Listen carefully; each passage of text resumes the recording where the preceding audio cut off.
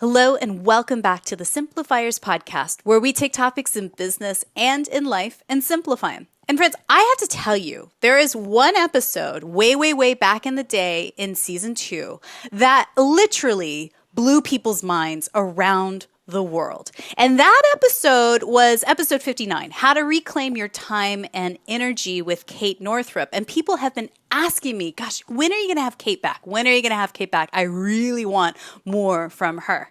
So voila, here is that day. I am so glad to introduce Kate Northrup back to the Simplifiers podcast family. And today we are going to talk about how to level up by doing less. Now, Kate is an entrepreneur. She's a best-selling author, speaker, and mother. And she's built, a multimedia educational platform that reaches hundreds of thousands globally.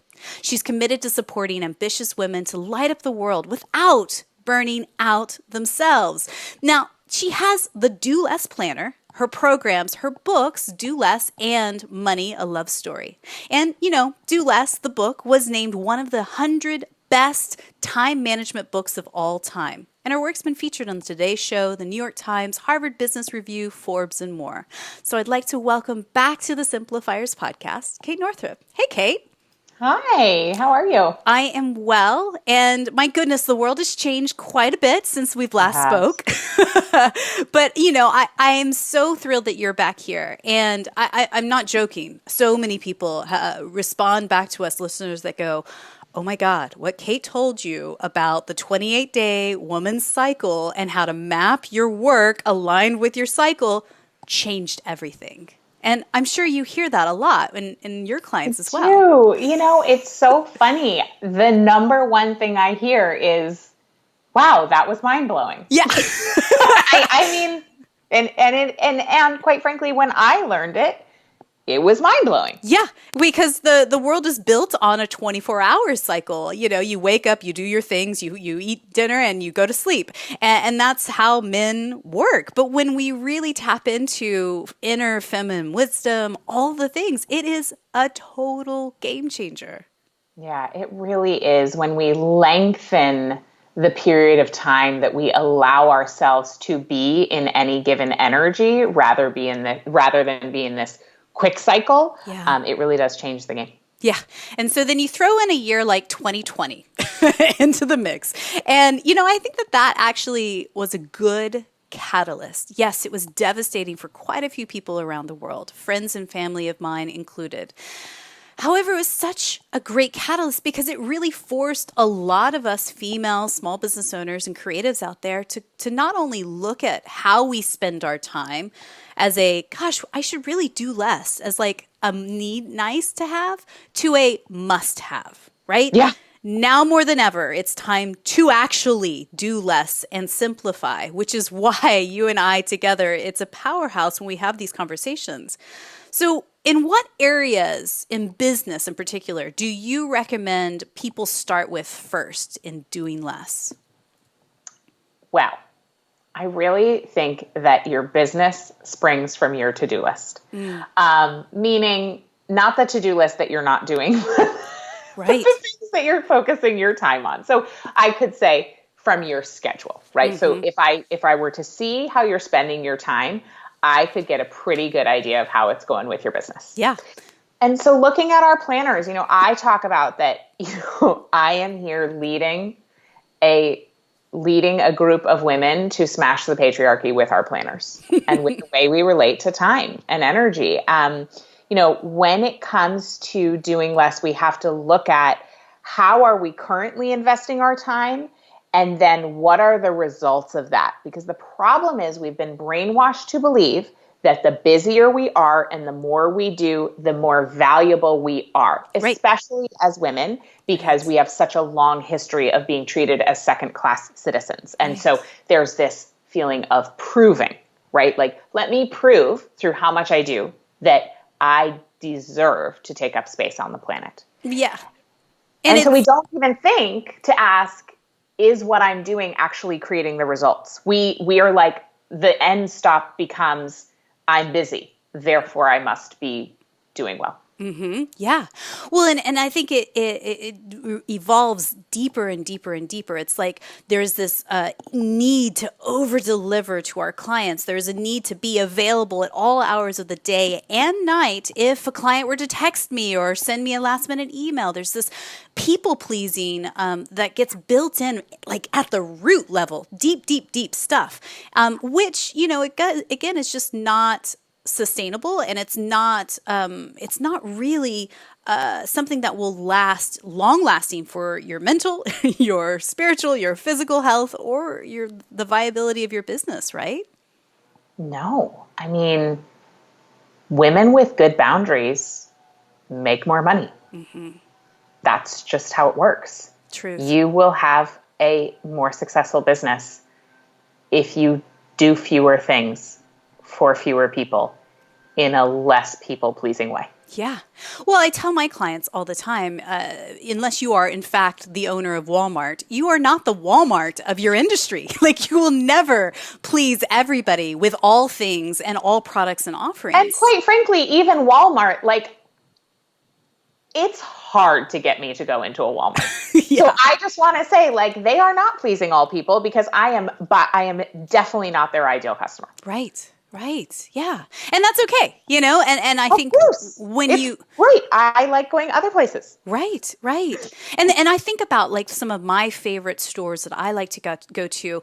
They are very specific and niche, and their offerings are things that I love and adore, whether they're tactile or they have a nice fabric or they have, the perfect scent or whatever it is. So talk to me about like doing less or simplifying down your offering.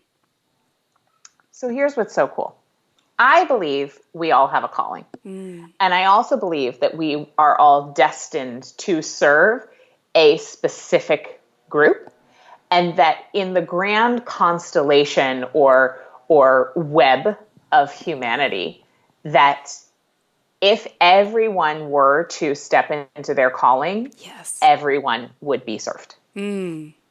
So that means if you're trying to serve everybody with what you do, you may actually be robbing the people who actually really need you from the experience they actually need you to deliver. Yeah. And so there's this very cool thing that happens. It may feel selfish, right? To say, like, what do I actually want to do? And who do I actually want to serve? Who do I feel called to serve? But the more turned on by your work that you are, the closer you are to that sweet spot of the intersection between what you most love and where you can be of the greatest service. Yeah. And so when it comes down to it, simplifying your offerings is where it's at. And even more specifically, one step before that is simplifying how many people you serve.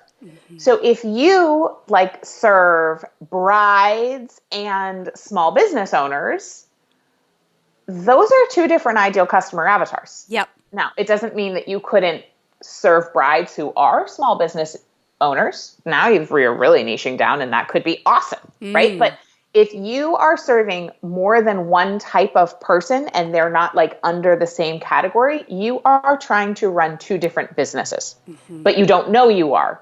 And you're likely exhausted. Right.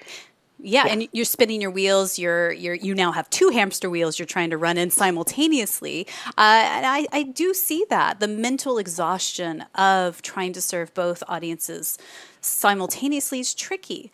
And so I think for me, I have learned certainly to simplify my offering. You want that people pleasing, that inner negative Nancy voice inside you wants to be like, well, I can't turn down business. I want it all. I need it all. But there is true flow state when you are doing the work that lights you up the most and doing the work where you're working with the people that light you up the most. And I think the litmus test for me, Kate, and I'm curious if it's the same for you, is if you get a phone call from a client and their name pops up on your phone or their name pops up in your calendar and you get excited to see them or you feel like you want to immediately put them to voicemail, that is such a clear understanding branding. I love that. Mine is if I see their name in my Voxer. Yes.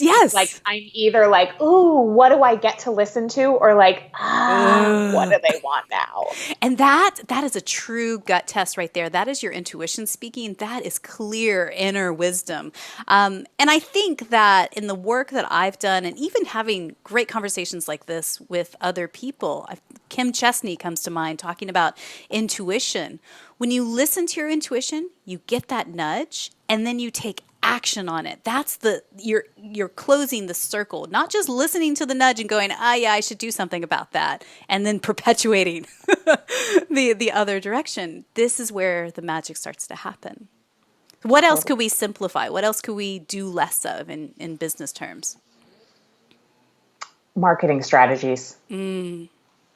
Marketing strategies. What so often happens is, again, we have been programmed to think that the more we do, the more successful we'll be. So when it comes to marketing strategies, it's like, okay, great. Let me be on Instagram, Facebook, LinkedIn, TikTok. Let me join Clubhouse. Let me do the webinars, run a Facebook group, do paid advertising, do 4 reels a week. Also, like, be on guest podcasts, also do guest articles. Like, there's so many different things, do events, go to networking things, right? I mean, maybe we're not going to networking things right now, but maybe there's like virtual networking things. So here's the thing. You will get a far better results if you focus on one marketing strategy until it gets you results. Then, if there's a way to automate it or get it going so that it doesn't require too much of your time and energy, great. You can add in another. Yeah. But please, if you are embarking upon like 5 marketing strategies at the same time, they'll cannibalize each other. You will be exhausted. There will be loose ends everywhere, and you won't get clients. Yeah. Yeah. Or you will, but like your energy is so frazzled that it will attract less than ideal clients. Because when your energy is centered and grounded and powerful, you will be amazed by the kind of people who start knocking at your door. It's a major energetic up level when you just calm the chaos. Yeah. And I think it's I should be doing this because she's doing that over here or he's doing this over there and they seem to be getting all the results. It's that cyclical cycle. And again, that is energy expending nonsense. It's noise, right? It's interesting. I received a DM recently from somebody who was trying to sell me onto something that she was doing. And I could so clearly see that it was a cut and paste thing that she sent to all of her connections. And what would have been so much more effective is if she had sent me a DM that said, "Hey, Mary, you just popped up in my mind. How's it going?" Like that's it. No selling, no sending me a link to buy the thing. Just actually being genuine and remembering the human side of communication. I know that there are people out the world like Gary V that talks about the what is it, the jab punch method. Jab. I know. Right. I was thinking, like, God love Gary V. My husband's obsessed with him. But I was like, could we have an analogy that's not violent? Right. That's not beating the person to a pulp. But like, I mean, our world is violent enough. I know. I imagine, it's something similar in his modality, but the delivery is all wrong. But, it is just genuinely coming back to basics. I think human connection is what people desire and need so much now. That doesn't feel like you're being rammed something down their throat or sold something at every turn and corner. So, yeah, I feel you. When the whole Clubhouse wave happened in December and January earlier this year, I was like, oh, no. I mean, and listen, if you're rocking your other things and you have extra bandwidth, like you were like, wow, this quarter, I actually have all this time and energy to invest in a new thing. Yeah. Awesome. You should be on there. Great. Rock on. But unless that describes you, like, keep doing the thing you're doing until you have more clients than you know what to do with, because it literally does not matter what strategy or what platform you're on. It only matters that it works. Right. You could find people with like a sign by the side of the road. Yeah. And if it works, you're selling tomatoes. It's great, Well, and that's it. As you said earlier, creating that repeatable, provable marketing system. And I think that that's a trap that a lot of us fall into, of chasing that new shiny object. Now, yes, when a new platform shows up, go register your account so it's done and let it sit dormant until you need it and or want to create time for it, because that's it. When you add something in, something else has to be taken out. You can't just cram more stuff into your schedule, right? So this spring, probably because I was home all the time, I became obsessed with like cleaning out every single area of my house that needed it.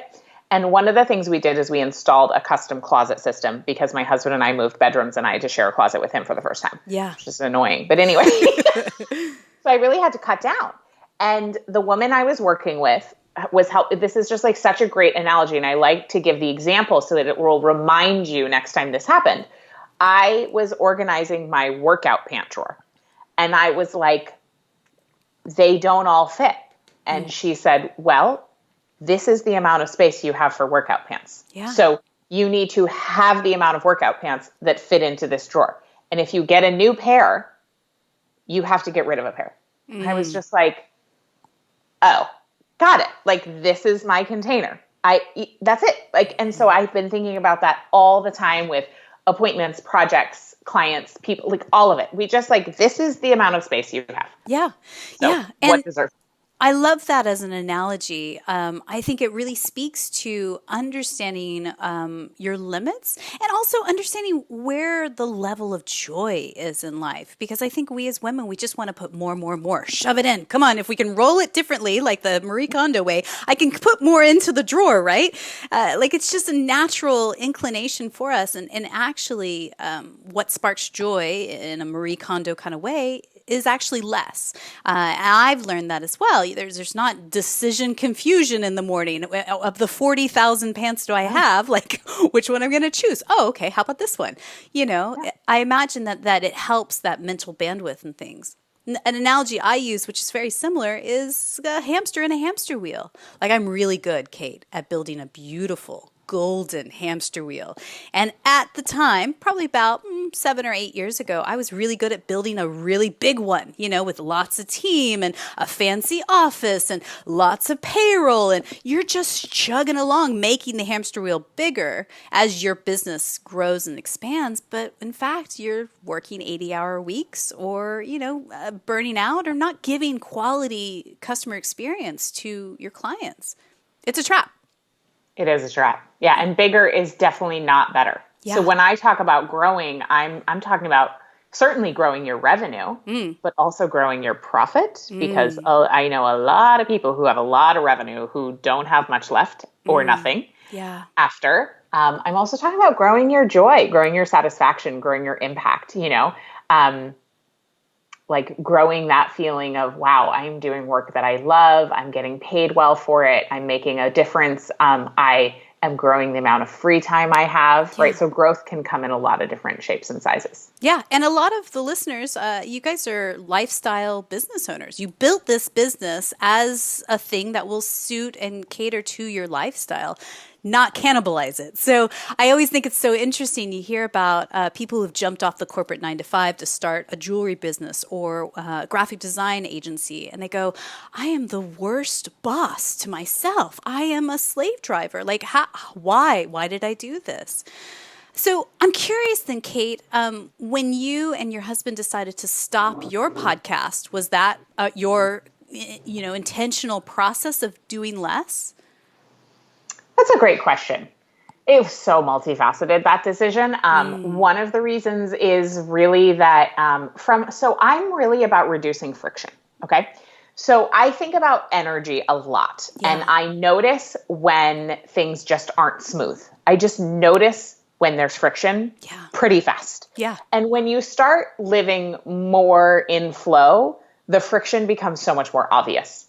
And so one area of friction from a purely like marketing strategy standpoint is our free weekly content was a podcast that I hosted with my husband, but our paid content was not with my husband. It was with me.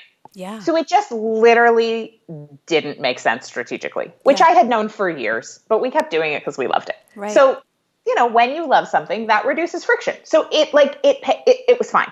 It kind of balanced out. But then it became more clear that my husband's calling is not to work in my company.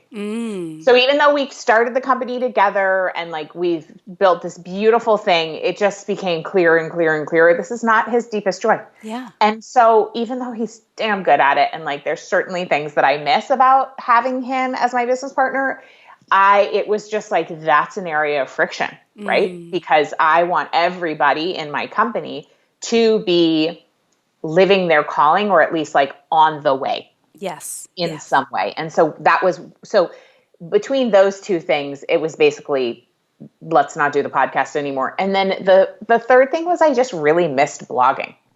I started as a blogger in 2010. Like and then it turned into a business. Like I just wanted to write, and then I started making money at it. And I was like, oh, this could be my business. And I just missed that. I just missed it. And so again, like the friction was missing something and wanting it back. And so those were all the reasons. And I think a lot of us are so afraid of change, whether it's change that is flung upon us, where we feel like we don't have control, or change that we are intentionally changing our schedule, our day-to-day task, what have you. And so we sort of endure something for maybe longer than it's necessitates. And I think it does take a bit of courage to jump out of the hamster wheel, to zoom out with your camera, if you will, and really take an assessment of your customer buying journey, and as you said, like the marketing plan behind that and all of the to-dos that are linked to it, and just go, okay, without emotion too much. What parts of here, like you say, are just not feeling in flow, are not lighting me up like they used to, and having the courage to say, well, let's just stop that or pause it, and try something different for the next quarter, and see if it feels more in flow. I mean, that sounds what the process that you guys went through.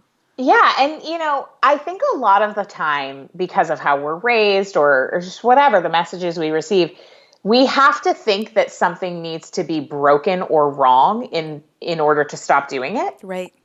Or not working. In the case of our podcast, like we still loved doing it.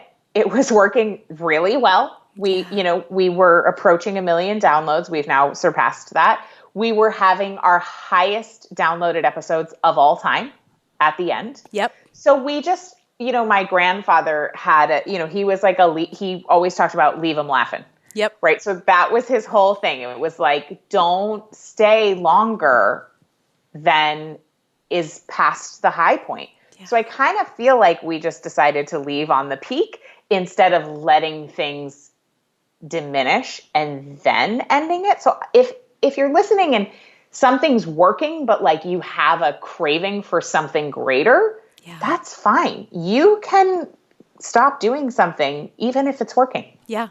Yeah, that is some serious food for thought. And I would really encourage anybody that's listening right now, press pause and journal just for 7 minutes or so. What comes up? Like if you took an assessment of all the things that you're doing right now, what feels good? What feels not so good? What maybe needs to be paused or, barrel forward with it?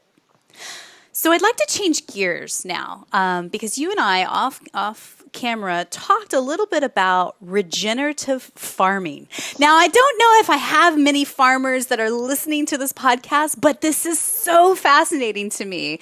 And what you have learned, the best practices of regenerative farming and how it can be applied to actually creating a regenerative business. Tell us about this. Awesome. So I first learned about regenerative agriculture through Dr. Zach Bush, who's like a podcast guy. Oh, he's not a podcaster, but he's like on a lot of podcasts. So I was like, what is this? So I started watching documentaries, specifically Kiss the Ground. There's a lot of them, but this is the one that I watched that I was just like, whoa. And I'm a very metaphorical thinker. So everything I watch or listen to, I'm like, where else does that apply? Right? Because nothing is alone in the world. Everything is interconnected and everything is everything, right? Yes. And so I'm not a farmer. I probably never will be, though I do want to start a garden. And I'm not historically good with plants. But I was like, okay. Then I ended up in a very small kind of talk conversation with this guy, Raphael. Unfortunately, I cannot remember his last name, but I will get it to you for the show notes. Yep. He's like a very famous guy in the branding world. And he was talking about that he believes that the solution to our global problems is actually brands, not public policy and not activism. I was like, what? Okay. So he was talking about it because he talked about the way in which brands actually change human behavior in a way that policy and activism don't always. Not that they don't ever, because they absolutely do. I mean, what our country has gone through since George Floyd is like obviously incredible transformation going on. Yeah. However, when he talked about, the way that iPhone changed our behavior, Spotify, just these different Uber, Airbnb, like, wow, yeah, okay. So those companies like have been changing travel, changing the way we listen to music, changing the way we communicate, Instagram, Facebook, all those things. So, okay. So I was listening. And then he talked about that sustainable. So we've talked, I used to talk a lot about, are you working in a way that's sustainable? Meaning, can you keep doing this for the long haul without burning out? Yeah. Is this sustainable? And that in our world, we've talked about sustainability. I think this was this guy, Raphael, but I listen to a lot of things, so it's a little hard to tell. Let's give him credit. Okay, great. I know this is not my idea.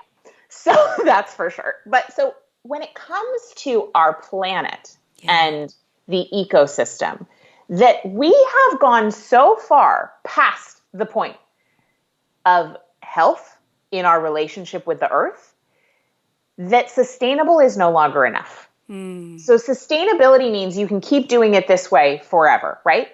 We are so far past that. Yeah. Humanity, if we do not, I know that this podcast episode is not about climate change, but I just want to say, if we do not make a significant change in the next 8 years, we are gone in 60 to 80 years. Like humanity is done. Okay, there's a countdown timer for that in Union Square in New York City. Yeah. I'm not making this up. Yeah. So sustainable is no longer good enough because we are in such profound deficit from an ecological standpoint.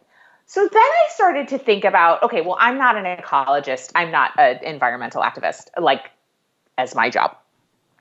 But I always think about, okay, how does this relate to my impact? Like, how can I live that with my clients, with my business, right? So I started to think about, okay, sustainability. Gosh, that's a word I use a lot. Regenerative, though, is this next level. So regenerative, as opposed to sustainable agricultural practices, regenerative means you are putting more back into the system than you are taking out. So for every carrot grown, for example, there are because we've so depleted the soil, there's 2 inputs for every carrot output. Yep. As a very simplified way of looking at it. Yeah. And that regenerative agriculture practices are really looking at rebuilding the quality of the soil because of drawdown and carbon, and I will not get into that, but definitely check it out for listeners. Okay, so that's when I started to think about regenerative business, and I thought about the degree to which we have depleted ourselves, our physical bodies, our families, our communities, while chasing the dollar. Right. Right. And so I just started to think about regenerative business. So that's how that happened. Oh my goodness. And I think there's so much to unpack here. So let's break that down. So composting, let's talk about that. Yeah. Okay. So compost, I have been a composter my entire life. I grew up in Maine. We're really big on the compost. So compost is, taking materials, taking waste that is carbon-based, that organic material that you no longer need, and putting it back into the system. So when you take the waste and put it back into the system, as opposed to throwing it into a landfill, but when you consciously tend to and almost alchemize your waste, because anyone who's a composter knows it takes a little doing. I wouldn't say it's hard, but you can't just throw it somewhere, right? Yeah.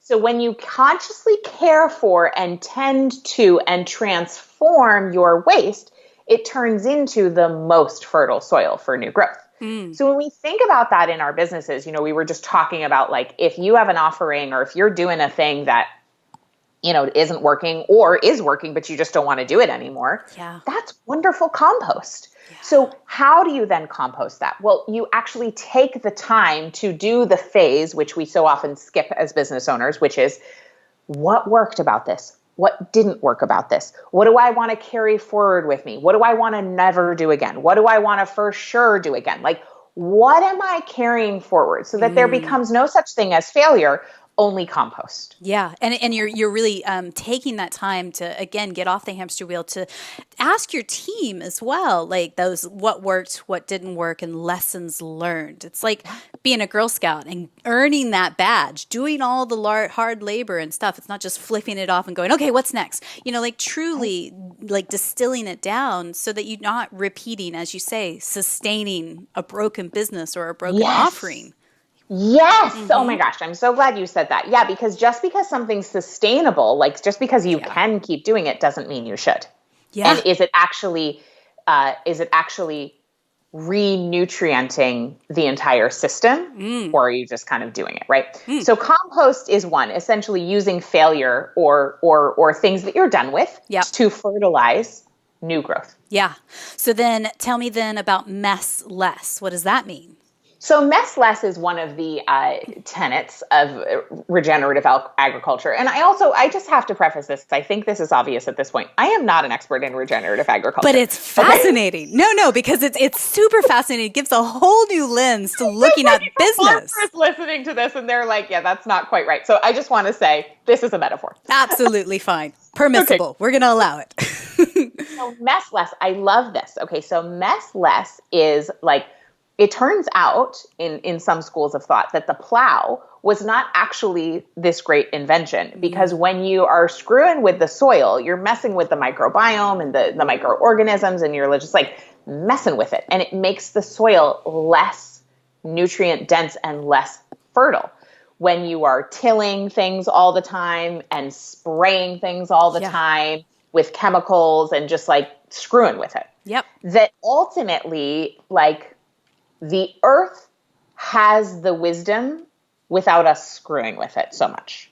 And so mess less, I think about that as entrepreneurs, small business owners, like the tendency to overcomplicate. Yeah. So like something's working and then you're like, great, let me add these 6 other things to it.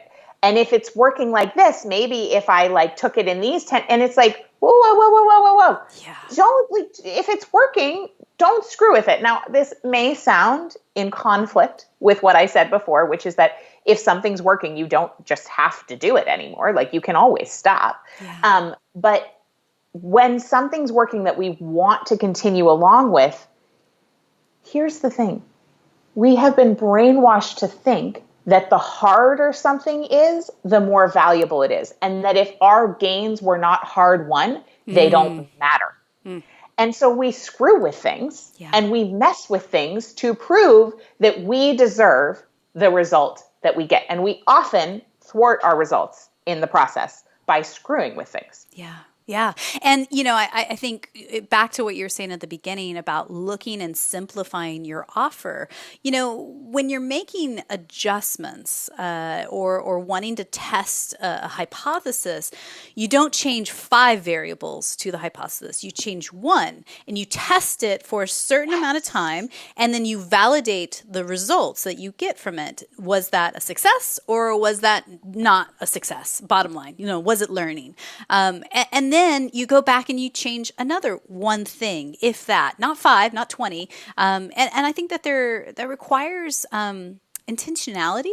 And again, it's looking at your kind of inner barometer of energy and what you really truly can handle. If you are the soil, you can't be, creating crops all the time, 12 months of the year. It needs time, space, and rest. Yes. Yeah. Yes. So then let's move on to a different farming technique, no spray. What does that mean? Yes. So that I think in terms of our metaphor really has to do with what are we allowing into our lives and businesses that's toxic. So it is very well known that Roundup and the various chemical fertilizers are beyond toxic, and the GMOs, and I don't need to get into that. That's not today's topic. However, like that stuff is bad. Bad. Okay. Really, really bad. Bad. And so, and yet it is still sprayed. It is killing people and the planet so fast. Yeah. But it is allowed to be sprayed on all of our crops. Not all, most. Yeah. What are we allowing in?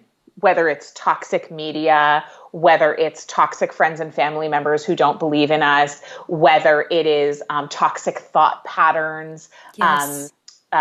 Toxic capitalism, white supremacy, patriarchy. There's so much toxicity that is available to us that much of it is like business as usual. Right. So we don't even know we're swimming in the toxic soup. Right. You know, this whole concept of like, we have to beat other people out. Like I don't even like talking about when I go to, you know, fill out one of those questionnaires or something with like a brand thing and they're like, who's your competition? I'm like, I don't believe in competition. Right. I think that's toxic. There's more than enough to go around. So that like, there's so much. So what just like doesn't feel good in your business? Yeah. What drains your energy? That's how you know that's toxic. Mm-hmm. So no spray, like, put up your boundaries, stop spraying toxicity on your business, and stop allowing that into your space. Yes, and as she's speaking, if the person comes to mind clear as day, an old client that you've had for years and years and years, that when we said it earlier, you were like, I'd immediately go and put her into voicemail, bing, bing, bing, that might be somebody to consider not renewing their contract next year and being okay with that. You know, I think it's interesting, Kate, when I talk to my clients about the customer buying journey being this timeline, there's this fear of letting clients go. And I think clients, again, unless you're toilet paper, I think clients need at some point to be let go because there's different needs, wants, and desires at year 5 than it is at year 1. And that's okay. I think that that's huge. I completely agree. This idea that we have in our culture that relationships are a failure if they don't last forever is toxic. Right. That's a no spray. Yeah. And so the last one is cover crops. What are cover crops? What does that mean in business? Well, so I used to talk about, you know, like letting the fields lay fallow in between harvests. Yep. And so what I've learned is that's not actually a great idea because when you plant nothing, the topsoil essentially blows away. And so you are left with this depleted soil and things can't grow there. So I've started to learn about the concept of cover crops, and cover crops are not meant to be harvested. They are meant to re-nutrient the soil. And so from a metaphorical standpoint, I think about that as business owners. Like for me, my cover crops are, you know, reading novels, spending time with girlfriends, going to dance class, you know, journaling just about my life, going on a date night with my husband, coloring with my kids. Like they are not income generating activities and they are good for my soil. Yeah. And they are ultimately what's good for my soil is ultimately good for my business. So to recategorize your hobbies and the things that fill you up outside your business, because granted, like my business totally fills me up and also re-nutrients my soil, but that can't be the only thing. That can't be my only source of nutrition.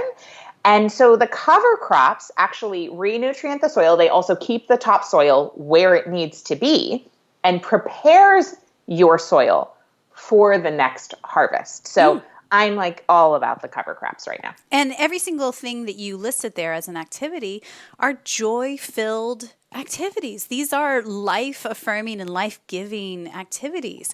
And isn't it so sad that these are the things that we cut out of our lives first? Because we go, oh, got a busy day ahead. I gotta pull a 12-hour shift. I gotta work till 2:00 in the morning because my clients need me. And it's just it breaks my heart every time I hear somebody, and also it breaks my heart when I break those boundaries because I'm not perfect. Let's be very clear, but there are moments where you go, oh, that hurts. That is taking joy away from my life or my relationship with my kids or otherwise. And that isn't so far off the map of where I actually want to be in my life. Exactly. And you only know when you've crossed the line, and that's okay. Yeah. We all do it. Yeah. You just have to reorganize. It's just like meditation, right? Where they say, oh, if your mind wanders off to thoughts, you just gently nudge her back to the center. Come on back. Yeah. Yep. It's okay. So then let's talk about simplifying to amplify your revenue. What do you mean by that? And how do we do that? Yeah. So I think we touched on it earlier. So I'll just kind of like pinpoint again, which is that having fewer offerings. Yep. Usually 3. Yep. Small, medium, and large. So brilliant. It just is like how people think. It just makes it easier for them. I have my planner system. That's my small. My Origin membership. That's my medium. Yep. And my Origin mastermind. That's my large. It's very clear. I mean, yes. And again, you're not like if you eat at fast food and there's 20 bazillion options there, it's you don't want all the choices. You just want to know what can help me now, what's in the price range I feel comfortable with. Let's go. What are the benefits? Yes. So making super clear that you don't have like a bajillion different offerings. Now, in an e-commerce business, I just want to say it's slightly different. I'm not the world's leading expert on e-commerce. Sure.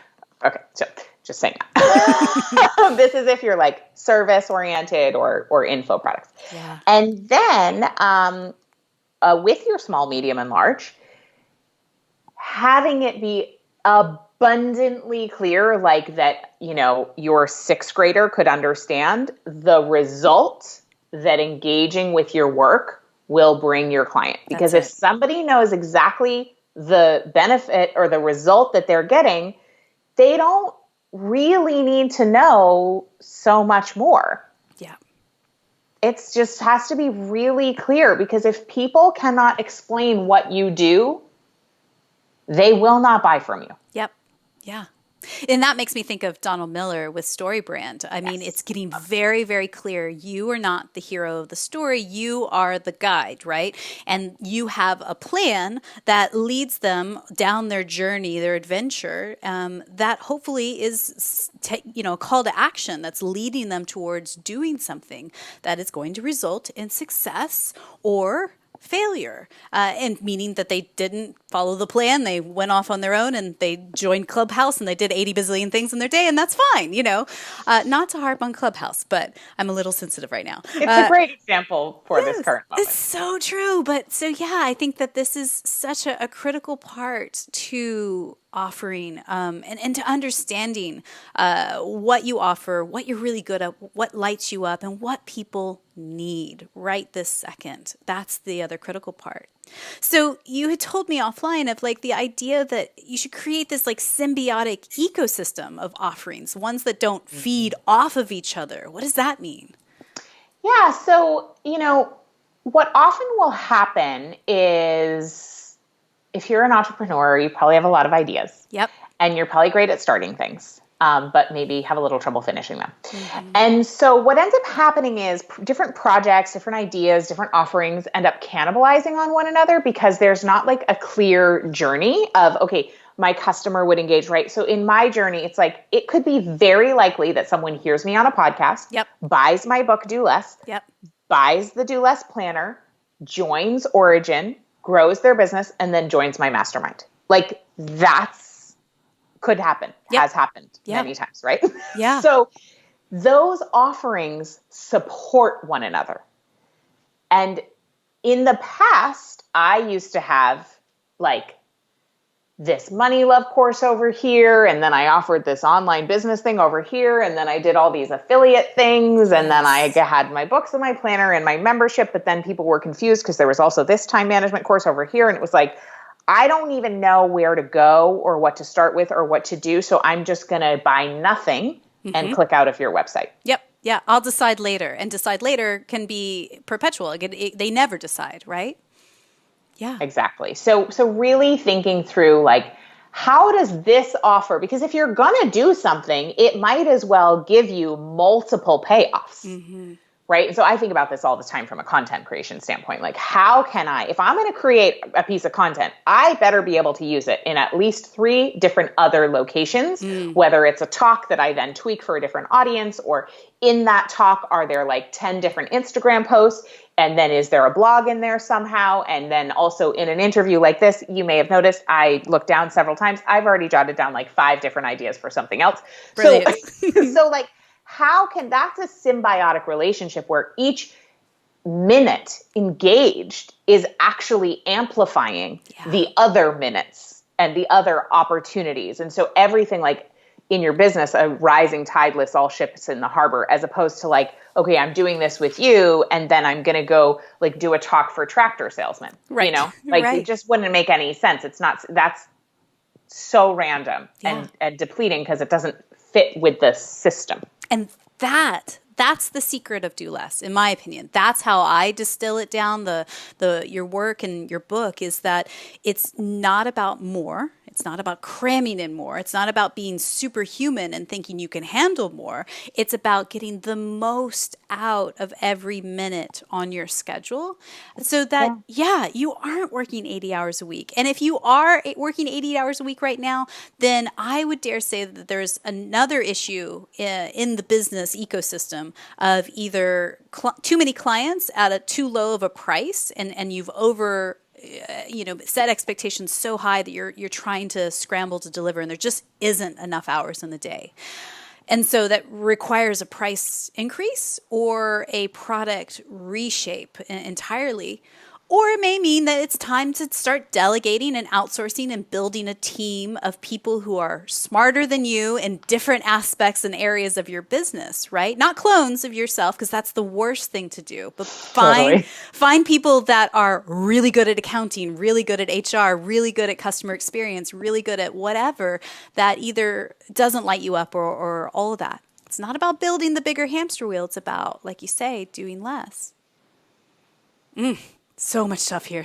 Kate, literally, we could talk for hours. And maybe there's a part 3 later down the line. But I think where I'd like to wrap up is this.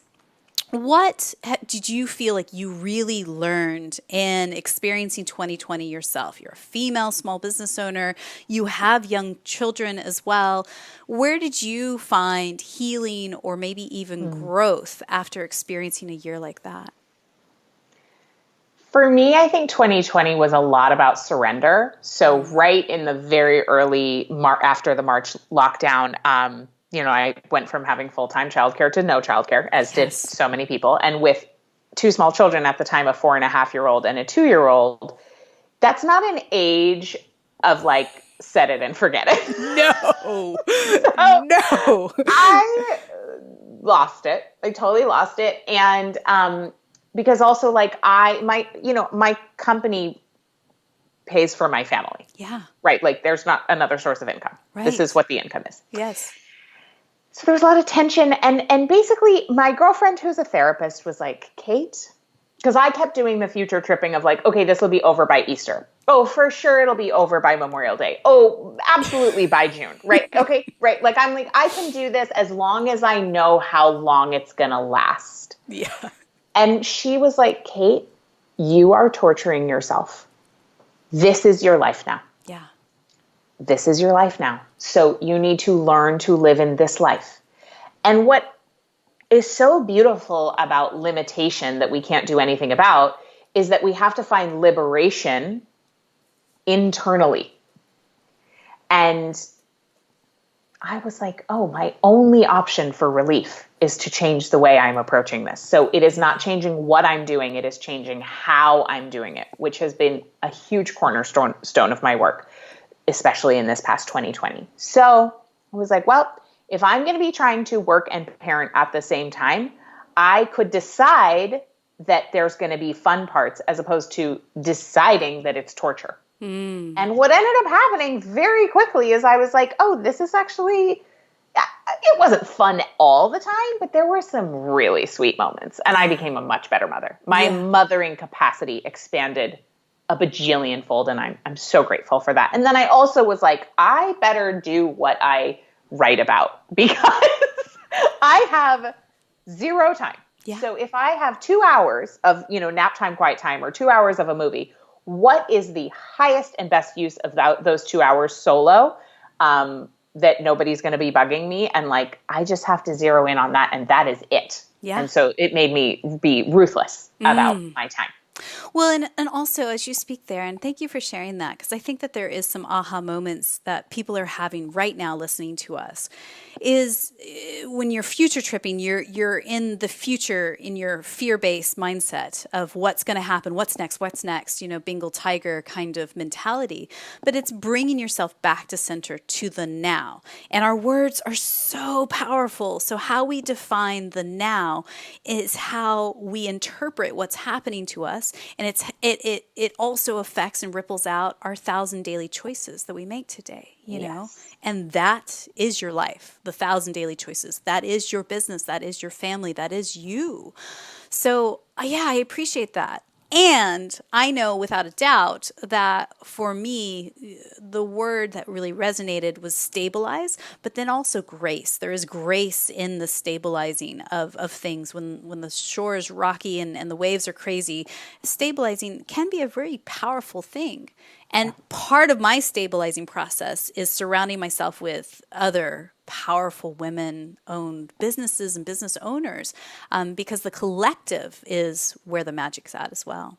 So true. So on that note, Kate has a collective, Origin Collective, and they are opening up their enrollment period for that. So if you are looking for other women just like you, and you think I'm the only crazy one out there trying to do all the things, you don't need to do all the things. You can actually do less. And there are crazy people out there, but they are actually crazy in a good way. Loving, kind, smart, whip smart, all the things. So I encourage you to go over to her website, katenorthrup.com. You can also find her online. We'll have all of her social media links in the show notes at thesimplifierspodcast.com, but Instagram, Facebook, you name it, it's all there. I want to remind you guys as well, if you're curious about what Kate is talking about, you've never read her books, or you just want to dip your toes in, she actually has a free Do Less weekly planning ritual guide. So you can get that over at katenorthrup.com/ritual. And again, all the notes are in the show notes there. So, Kate, I have a few questions as we wrap up. Again, thank you so much for your time, sharing your wisdom and all the things. I like to think that in a year from now, you will be a farmer and you're going to just have a plot of land and you're like, Mary, this is true. It's all real. I'm growing sweet potatoes. It's amazing. We'll see. Yes, we'll see. Maybe part 3. Okay, my questions are this. What's one book or blog you're reading these days that's either inspiring you or poking holes and challenging your belief system?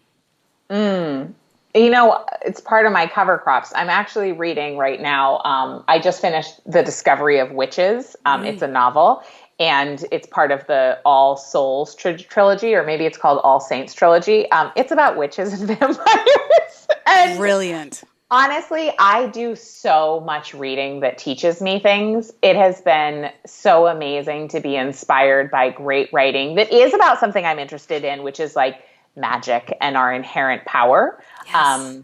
But I'm not like expressly learning anything. It's been awesome. So I'm super, super into that book now, or that trilogy. If you are the queen of metaphors, I'm sure you are dialing in lots of good stuff from that. Totally. So I think that that's so true. So many of us, we buy self-help books or business books or all the things. It is nice to change gears and give something that's just a little delicious. A little bit of fiction changes everything. So we'll put the link in the show notes for that book. Tell us, who's one person in your network, somebody you know personally, you just feel is up to brilliant things? We could shine a spotlight on them, and who knows, maybe one day we'll have them on the podcast. Yeah. So I do not know this woman well, but I definitely know her. Her name is Adrienne Marie Brown, and she wrote a beautiful book called Emergent Strategy, another one called Pleasure Activism, and a third that just rocked my world called We Will Not Cancel Us. Which is about restorative justice and the cancel culture in movements, and just her work is just like, it rocks me every time. So definitely read her stuff. She's powerful and profound. Brilliant. We'll link her up in the show notes for people if you guys want to check her out as well. So I believe gratitude and simplicity go hand in hand. Tell me, what's one thing you're grateful for, like today, right now? Sunshine. Really grateful for the sunshine. Me too. Me too. This is the season for daffodils in England and reemergence in so many ways. And so I think with that is a visual cue for hope as well. Totally. So again, you can find Kate online at katenorthrup.com. My final question for you, Kate, until next time is this. Someone somewhere is listening to this right now, and she is really understanding what we're talking about when it comes to regenerative farming. She's really building a business that is taking off, but boy howdy, last year was a hot mess with homeschooling and all the things. She really wants to do less. What's one thing you could whisper into her ear right now just to encourage her in this moment? It would be to get a wider base of support and use the support structure that is available. So become more open and receptive to receiving support, cosmic, divine, and human. Yeah, you're not alone here at all. Kate, thank you so much for your time. Big love to you. Thank you.